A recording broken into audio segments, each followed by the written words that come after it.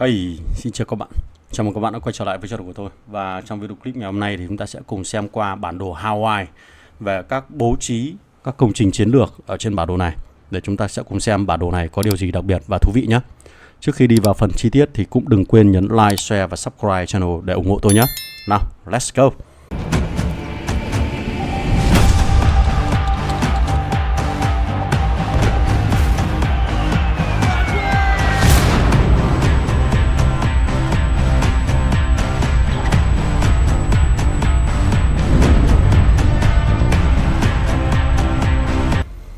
Rồi, đây là ở trong cái máy chủ của mình đang được tham dự bản đồ Hawaii. Và hiện tại mình đang nhận được một cái phần bản đồ chiến thuật có 8 liên minh rơi vào trong cái bản đồ này. Và chúng ta sẽ có thể xem chi tiết về các công trình bố trí ở trên bản đồ Hawaii dựa trên cái bản đồ này. Đây là một trong số những tính năng mình đánh giá khá cao khi đội ngũ phát hành game đang cố gắng thể hiện tính chiến thuật nhiều hơn dựa trên cái bản đồ chiến thuật này. Và trước khi bắt đầu vào cái bản đồ thì các nhà lãnh đạo nên chụp lại cái bản đồ này để phục vụ cho các kế hoạch tác chiến lần sau. Và mình rất mong muốn nhà phát hành có một cái tính năng cho phép thể hiện tính chiến thuật ở trong cái bản đồ này bằng cách là vẽ và kẻ vẽ các hướng di chuyển và lộ trình định xây dựng ở trên bản đồ này thì khá là tuyệt vời. Và cái hướng đó thì có thể chia sẻ cho đồng minh được. Rồi, trước tiên thì chúng ta sẽ có 8 cái vị trí xuất phát ở 8 góc khác nhau của bản đồ hình vuông. Và mỗi một góc nó sẽ có hai cái khu vực là đất liền và biển, rất cân đối. Bản đồ nào cũng vậy, góc nào cũng thế, đều có phần đất liền và phần biển. Giao giữa hai liên minh thì sẽ có một khu vực được tranh chấp rất bé. Đó là cái ở các cạnh này và các góc này. Các cạnh và các góc này nó gọi là các nhà máy như nhà máy dung nham và trạm xử lý rác thải. Ở dưới biển thì gọi là trạm xử lý rác thải, còn ở trên bờ thì gọi là nhà máy dung nham. Thì cái vùng này theo như video clip gần nhất mà mình có chia sẻ là chúng ta sẽ chỉ có thể đưa các đơn vị quân đội vào trong vùng này thôi, chứ chúng ta không thể đặt được căn cứ vào đây.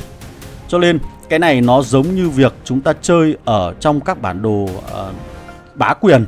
Cái phần trung tâm của bá quyền ấy là chúng ta chỉ đưa các đơn vị lính vào đó để chiếm hữu cái công trình này. Và việc phân định xem liên minh nào là liên minh chiếm hữu nó thì có lẽ là dựa vào số lượng lính, số lượng quân đội chiếm đóng ở trong cái vùng đất của cái tòa nhà này. Ok, đây.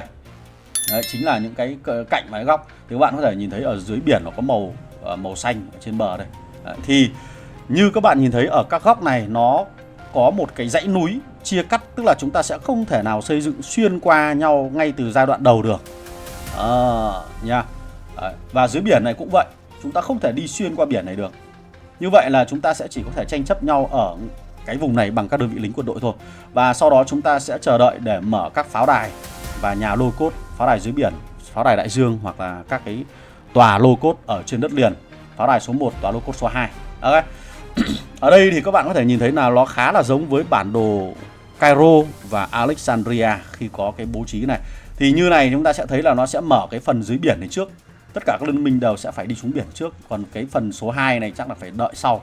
Thì phần số biển này khi mà xuống đây thì chúng ta lại bắt đầu là tranh chấp nhau ở cái vùng trung tâm là cảng trung chuyển ở đây. Đó, mình thấy đánh giá là bản đồ này khá là cân đối nha. Bắt đầu là nhà phát hành đã tính toán đến sự cân đối ở tất cả các góc khác nhau để không có một sự thiên vị nhất định dành cho các liên minh ở các cạnh hoặc là các góc. Khá là tuyệt vời, đúng không? Thế thì ở đây thì các liên minh gần nhau sẽ tranh chấp nhau ở dưới biển trước, bắt đầu là dưới biển. Và nhiệm vụ của các liên minh sẽ là chiếm đóng các cái cảng trung chuyển này và sau đó xây một mạch lên đến phần bên trên này. Cái tòa này gọi là tòa lô cốt, pháo đài hoặc tòa lô cốt. Và mình cũng chưa rõ là hai cái tòa gần nhau này, các cái tòa gần nhau này thì lối vào nó sẽ được mở như thế nào. Đấy, chắc là nó sẽ có cái đường ranh giới này là để tính toán cái thời gian mở ra. Đấy, sau đó thì chúng ta sẽ tranh chấp với các liên minh ở bên tay trái này. Đấy, bằng cách là chờ đợi các cái lô cốt cấp độ 2 hoặc là pháo đài đại dương cấp độ 2 mở ra để tranh chấp cái ngọn hải đăng ở giữa này. Đấy, vào đây để tranh chấp. Đó. Sau đó thì đến cái tòa này, hai cái tòa này, một là cái công trình ở dưới biển, hai cái này vẫn là gì? Cái trạm xử lý rác thải và công trình dung nham thì nó vẫn giống như ở các cạnh này. giống như các cạnh này. Cái này thì chỉ là chiếm để lấy điểm thôi. Và lưu ý các bạn là trong cái quá trình tham gia Hawaii này thì các liên minh sẽ được tổng kết điểm theo từng giai đoạn nhất định, và dựa vào cái việc tổng kết điểm đấy chúng ta sẽ nhận được hàng loạt các hiệu ứng có lợi nhá. Và mỗi một giai đoạn nó sẽ được tổng kết điểm ngay dựa trên những công trình mà các liên minh đó chiếm được. Rất là hay. Những cái này chỉ là để chiếm và chứ không có cơ hội chiếm đóng nhá. Đấy, chứ không đặt căn cứ vào đây được. Ở đây mình cũng chưa rõ là việc tiếp giáp giữa đất liền và dưới biển nó có các cái công trình tàu gọi là tên lửa, phòng không hoặc là phòng thủ bờ biển để có thể phá vỡ được cái thế bế tắc hay không, thì có lẽ là sẽ phải hẹn các bạn vào chi tiết một bản đồ rõ hơn. Rồi thì chúng ta sẽ nhìn thấy là phần trung tâm của bản đồ là toàn bộ là đất liền và một mặt phẳng rất rộng, bình nguyên luôn. Rất rộng và dường như là nó cân đều cho tất cả các góc, và không có một góc nào là có lợi thế cả. Chung quanh là không có ngọn núi, không có ao hồ sông ngòi gì, rất rộng nhá, để tất cả các liên minh đều có thể có cơ hội đặt chân được vào cái vùng số 3 này. Đó, một cái bản đồ mình đánh giá khá là tuyệt vời đấy các bạn ạ. Nhìn cấu trúc này là cái logic chiến đấu này khá là ok. Tuy nhiên ở đây thì chúng ta sẽ thấy là việc các liên minh ở các góc khác nhau có thể hỗ trợ được cho các đồng minh ở phía bên kia của bản đồ hay không thì có lẽ là phải đợi thêm. Mình đoán là sẽ không thể hỗ trợ được. Ví dụ như là liên minh Enemy là đồng minh với lại TPQT ở góc phía nam dưới này, thì rõ ràng là Enemy ở trên này sẽ rất khó để có thể đi và di chuyển xuống phần bên dưới này. Thì cái bản đồ này nó được kế thừa từ San Francisco các bạn nhé.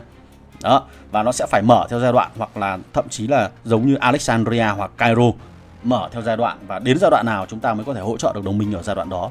Còn đâu tất cả các liên minh đều phải tự lực cánh sinh dựa vào năng lực của chính mình để giành được chiến thắng các bạn ạ.